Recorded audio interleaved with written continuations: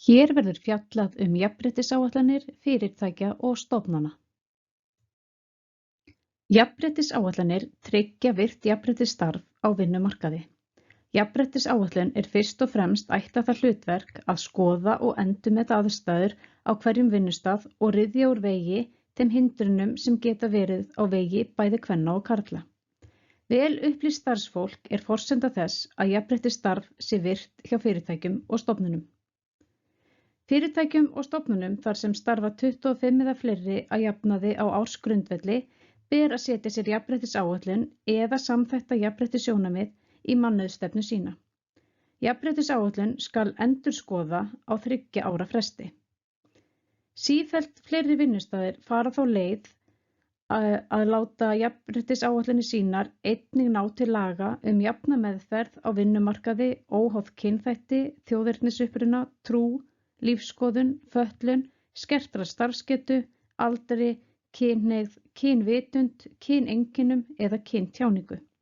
Hafa vinnustaðir með því fjölgað þeim breytum sem áætlanir ná til. Samþykkt aðgerðabundin jafnréttisáætlun ein forsenda þess að fyrirtæki eða stofnun fái jafnlaunavottun eða jafnlaunastaðfestingu. Jafnréttisáætlun telst hafa öðlast gildi þegar Jafnréttisstofa hefur samþykkt hana. Jafnréttisáætlun mynduð af annars vegar stefnu, það sú sýn og stefna sem fyrirtækið hefur í jafnréttismálum, og hins vegar aðgerðaráætlun, það hvernig stefnunni verður framfylgt. Eftirfarandi þættir þurfa að koma fram til þess að jafnréttisáætlun öðlist gildi og þessi atriði má öll finna í 7. til 14. grein laganna. Fyrst ber að nefna almennt ákvæði launajafnrétti. Konum, körlum og fólki með hlutlausa skráningu kyns í þjóðskrá skulu greidd jöfn laun og njóta sömu kjara fyrir sömu eða jafn verðmæt störf. Í öðru lagi eiga fyrirtæki að öðlast jafnlaunastaðfestingu eða jafnlaunavottun. Fyrirtæki með 25 til 49 starfsfólk geta valið á milli jafnlaunastaðfestingar og jafnlaunavottunar en ber skylda að vera með annað hvort. Fyrirtæki með 50 eða fleiri starfsfólk ber skylda til að hafa öðlast jafnlaunavottun.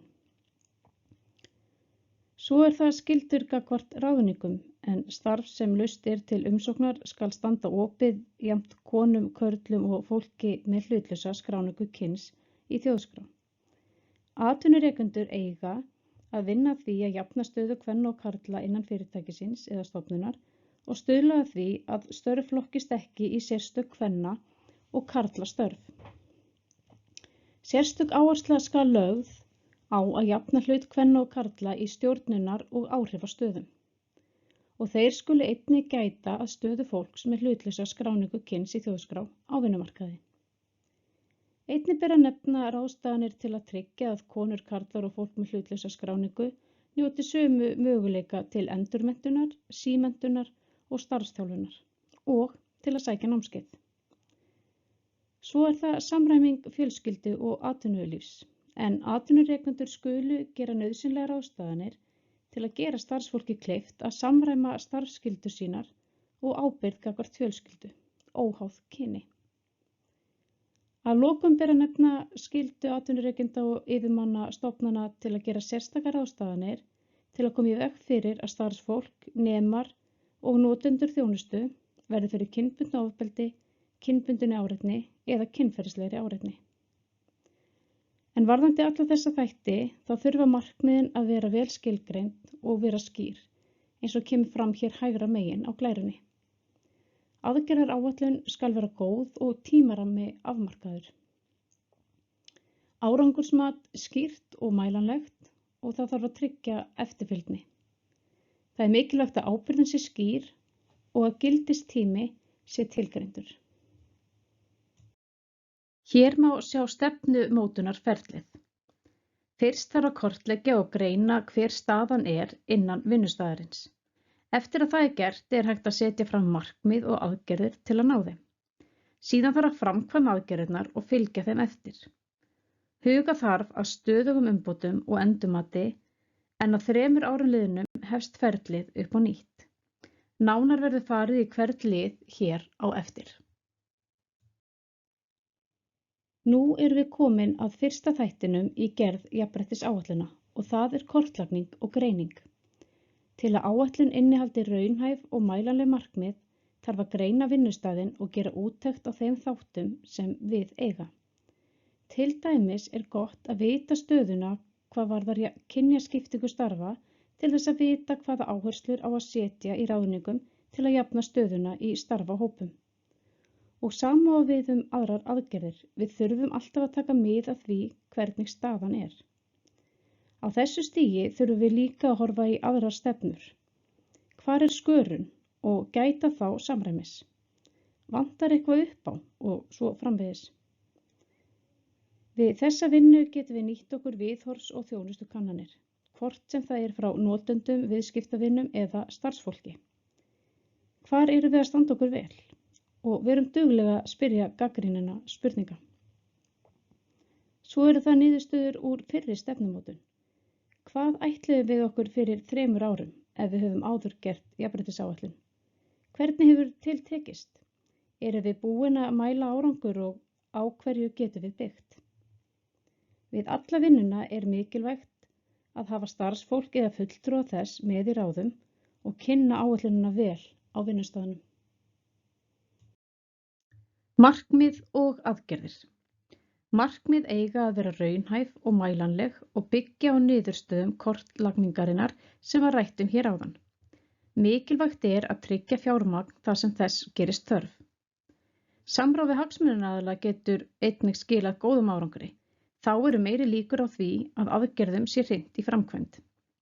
Hagsmunaaðilar eru til dæmis starfsfólk, viðskiptavinir, íbúar, hagsmunahópar sem tengjast vinnustaðnum og fleira.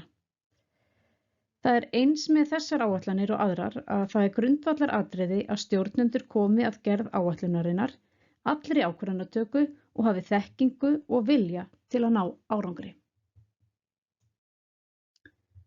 Nú erum við búin að kortleggja, við erum komin með markmið og aðgerðir og þá þurfum við að hrinda öllu í framkvæmd og fylgja því eftir.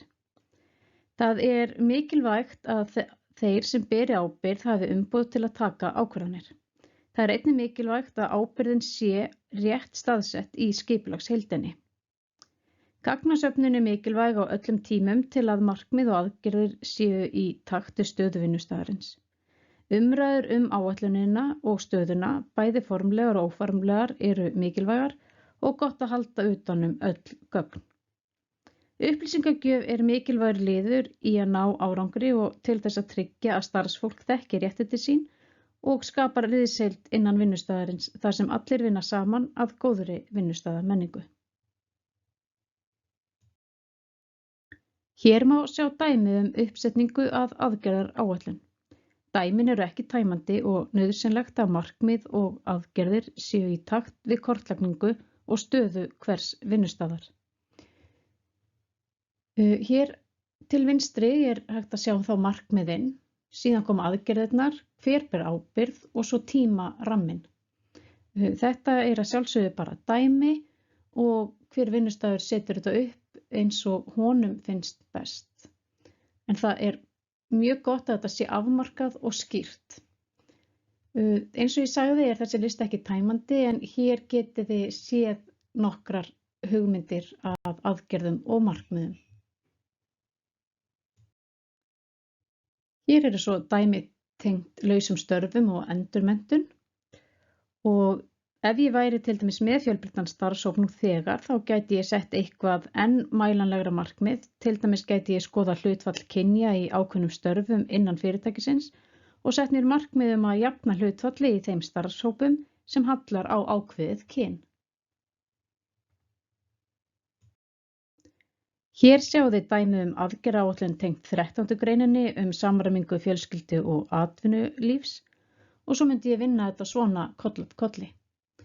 Hér er til dæmis markmið að vera fjölskylduvænn vinnustaður og þá þarf að kynna fyrir starfsfólki stefnu fyrirtækisins þegar kemur að samræmingu fjölskyldu og atvinnulífs.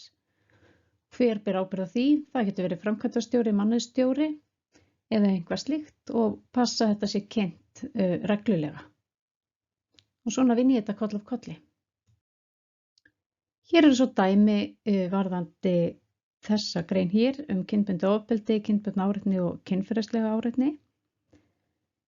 Sama hér, þá þurfum við að taka mið af vinnustaðnum og hver staðan er. Einnig þurfum við að horfa til laganna. Fyrirbyggjandi ráðstafanir geta til dæmis verið fræðsla, að ræða þessi mál opið á starfsmannafundum og minna á að svona hegðun líðst ekki innan vinnustaðarins. Það þarf að vera til viðbragðsáætlun og mikilvægt að allt starfsfólk fái upplýsingar viðbragðsáætlunina og hvert þeir eigi að tilkynna eða leita ef þeir upplifa eða verða vitni af kynferðislegri áreitni. Hér minnum við á að mikilvægt að kynna þetta fyrir nýju starfsfólki og það getur þá til dæmis verið eitt af markmiðunum eða aðgerðunum. Það er á ábyrgð atvinnurekanda að koma í veg fyrir að starfsfólk verði fyrir kynbundnu ofbeldi, kynbundinni og eða kynferðislegri áreitni á vinnustað. Nauðsynlegt er að gera öllu starfsfólki ljóst að slík hegðun sé ekki liðin.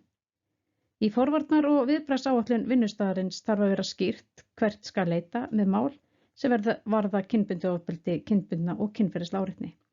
Einnig þegar yfirmaður á í hlut. Atvinnurekendur og yfirmenn stofnana og félagasamtaka skulu gera sérstakar ráðstafanir til að koma í veg fyrir að starfsfólk verði fyrir kynbundnu ofbeldi eða kynferðislegri áreitni á vinnustað. Hér er svo síðasta dæmið hvernig aðgerðir sem tengjast eftirfylgni og endurskoðun lítur út. Það þarf að vera skýrt hvernig við ætlum að fylgja þessu eftir og jafnframt hver gildistíminn er. Mikilvægt er að verkefnum jafnréttisáætlunarinnar sé fylgt eftir. Gott er að fara yfir stöðu allra verkefnanna að minnsta kosti árlega með framkvæmdastjóra, framkvæmdaraðilum og helstu stjórnendum. Einnig er gagnlegt að kynna reglulega fyrir starfsfólki hvað hefur tekist vel og hvað má betur fara. Áætlunin verður þá lifandi plagg sem líklegra er að skila árangri. Jafnréttisáætlun og jafnréttissjónarmið í starfsmannastefnu skal endurskoða á 3 ára fresti. Gildistíminn þarf að koma fram í stefnunni eða áætluninni. Nú erum við búin að fara yfir gerð jafnréttisáætlana sem atvinnurekendum ber skylda að setja sér samkvæmt lögum jafna stöðu og jafnan rétt kynjanna og tryggja þannig réttindi starfsfólks síns og er efni hér að ofan unnið samkvæmt greinum úr þeim lögum. Jafnframt má minna á að atvinnurekendum ber einnig að tryggja starfsmönnum sínum jafna meðferð á vinnumarkaði, óháð kynþætti, þjóðernisuppruna, trú, lífsskoðun, fötlun, skertri starfsgetu, aldri, kynhneigð, kynvitund, kyneinkennum og kyntjáningu. Þó svo að þeim beri ekki skylda til að tilgreina það í áætlunum sínum. Takk fyrir að hlusta.